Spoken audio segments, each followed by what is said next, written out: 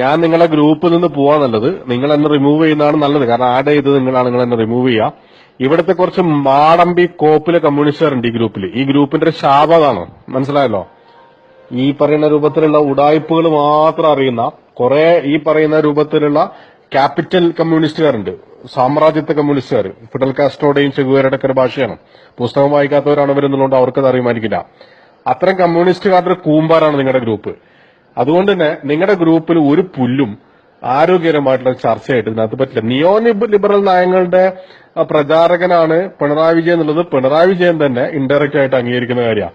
അതിവിടെ പറയുമ്പോൾ ഇവിടെ ഓരോരുത്തർ മൂക്കിയെത്താൻ വരികയാണ്. അതുകൊണ്ട് നിങ്ങൾ ഞാൻ പറഞ്ഞ സ്വാശ്രയ വിഷയത്തിലൊന്നല്ല നിങ്ങളുടെ ചർച്ച നടക്കുന്നത്. എന്നെ ഈ ഗ്രൂപ്പിന്റെ അഡ്മിൻ എന്നെ ഗ്രൂപ്പിൽ നിന്ന് റിമൂവ് ചെയ്യണം. ഇവിടുത്തെ കമ്മ്യൂണിസ്റ്റ് മാടമ്പികളോട് തർക്കിച്ചിട്ട് കളയാൻ മാത്രം സമയം എന്റെ കയ്യിലില്ല. എനിക്ക് നാളെ രാവിലെ കേസുള്ളതാണ്. എനിക്ക് ആ വഴിക്ക് പോകേണ്ടതുണ്ട്. അപ്പൊ അങ്ങനെ പിണറായി ഭക്തന്മാരൊക്കെ അദ്ദേഹത്തിന്റെ ഫോട്ടോ ഒക്കെ പൂജാമുറിയിൽ വെച്ചിട്ട് വിളക്ക് കത്തിച്ച് പൂവൊക്കെ എന്താ പറയാ സമർപ്പിച്ച് ഭക്തി നിർഭരരായിട്ട് തന്നെ മുന്നോട്ട് പോട്ടെ. അവരെ ചരിത്രം വിലയിരുത്തട്ടെ. അവരെത്രമാത്രം യുക്തിസഹമായിട്ടുള്ള പൗരന്മാരായിരുന്നു, അത്രമാത്രം യുക്തിസഹമാരായിട്ടുള്ള കമ്മ്യൂണിസ്റ്റുകാരായിരുന്നു എന്നുള്ളത് ചരിത്രം വിലയിരുത്തട്ടെ. ഞാൻ ആ വിഷയത്തിലേക്ക് കടക്കുന്നില്ല. എന്നെ നിങ്ങളുടെ ഗ്രൂപ്പിൽ നിന്ന് റിമൂവ് ചെയ്താൽ മതി. എന്റെ ഒരു പ്രശ്നം ഇത്തരം കാര്യങ്ങൾ വായിക്കുകയും കേൾക്കുകയും ചെയ്യുമ്പോൾ അതിനോട് പ്രതികരിക്കാതിരിക്കാൻ കഴിയില്ല എന്നുള്ളതാണ്. അതെന്റെ രക്തത്തിലുള്ളതാണ്. അപ്പൊ നിങ്ങളുടെ ഗ്രൂപ്പിൽ എനിക്ക് അധികം നേരം കണ്ടിന്യൂ ചെയ്യാൻ താല്പര്യമില്ല. എന്നെ അതിനകത്ത് റിമൂവ് ചെയ്തിട്ടുണ്ടെങ്കിൽ വലിയ ഉപകാരം. Good night. 5304 പ്രിയപ്പെട്ട പിണറായി ദാസ, പിണറായി ഭക്ത, താങ്കൾ അങ്ങനെ വിളിച്ചാലും മതിയാവില്ല എന്ന് എനിക്ക് തോന്നുന്നു. ഒരു കമ്മ്യൂണിസ്റ്റ് പാർട്ടി നേതാവിനോടോ ഒരു മുഖ്യമന്ത്രിയോടോ ഒരു പൗരൻ എന്നുള്ള നിലയ്ക്ക് എനിക്ക് എന്റെ അഭിപ്രായം രേഖപ്പെടുത്താൻ വേണ്ടി സാധിക്കും. അതിനുള്ള എന്റെ യോഗ്യത അളക്കാൻ നിന്നെ ആരും അപ്പോയിന്റ് ചെയ്തിട്ടില്ല.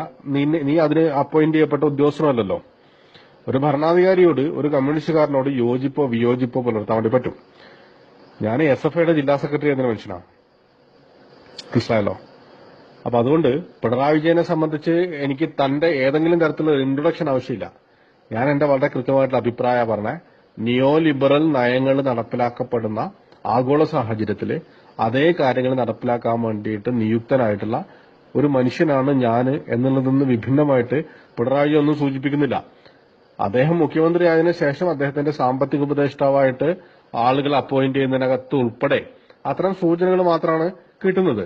ആതിരപ്പള്ളി വെള്ളച്ചാട്ടം ഉൾപ്പെടെയുള്ള കാര്യങ്ങൾക്കകത്ത് അദ്ദേഹം വെളിവാക്കുന്ന അഭിപ്രായ പ്രകടനങ്ങൾ അതാണ് സൂചിപ്പിക്കുന്നത്. അത് അന്നം കഴിക്കുന്ന ഒരു മനുഷ്യന് മനസ്സിലാവും.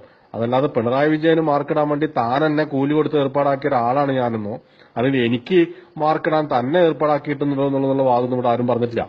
അത്തരം വാദങ്ങളൊക്കെ താൻ സ്വയം പറഞ്ഞാൽ മതി. ബാത്റൂമിൽ കുളിക്കുമ്പോഴോ കക്കൂസ് പോണ സമയത്തൊക്കെ പറഞ്ഞാൽ മതി. ഞാൻ എന്റെ അഭിപ്രായമാണ് പറഞ്ഞത്. ഞാൻ എന്റെ അഭിപ്രായങ്ങൾ വളരെ നിർഭയമായിട്ട് പറയുന്ന ഒരാളാണ്.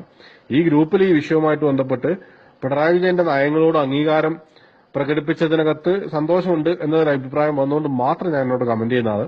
പിണറായി വിജയന്റെ അഭിപ്രായങ്ങളോട് ഒരു തരത്തിലുള്ള അംഗീകാരമോ ഒരു കാര്യം എനിക്കില്ല. പിണറായി വിജയൻ ഉൾപ്പെടുന്ന പോളിറ്റ് ബ്യൂറോ എടുത്തിട്ടുള്ള തീരുമാനങ്ങൾ നടപ്പിലാക്കപ്പെട്ടതിന്റെ ഫലമായിട്ടാണ് ബംഗാളിൽ കെട്ടിവെച്ച കാശ് പോലും കിട്ടാത്ത സ്ഥിതിയിലായത്. 1ാം സ്ഥാനത്തുണ്ടായിരുന്ന പല നിയമസഭാ സീറ്റുകളിനകത്തും പാർട്ടി 5ാം സ്ഥാനത്തും 6ാം സ്ഥാനത്തും വന്നേ. ഏതൊക്കെ സീറ്റുകളാന്നുള്ളത് നിങ്ങൾ എന്റെ പേഴ്സണൽ വാട്സാപ്പ് ഗ്രൂപ്പ് ഇതിനകത്ത് വന്നാൽ ഞാൻ നിങ്ങൾക്ക് എണ്ണി പറഞ്ഞുതരാം. അപ്പൊ അത്തരം വിടുവായത്തരങ്ങളൊന്നും വേണ്ട. ഇന്ത്യയിൽ ഇടതുപക്ഷത്തിന് ആശ്രയിക്കാവുന്ന അവസാനത്തെ ജോഗ്രഫിക്കൽ ഡെസ്റ്റിനേഷൻ തുരുത്ത് എന്ന് പറയും മലയാളത്തിൽ. അതാണ് കേരളം. ഈ കേരളത്തിൽ പോലും ഈ പാർട്ടി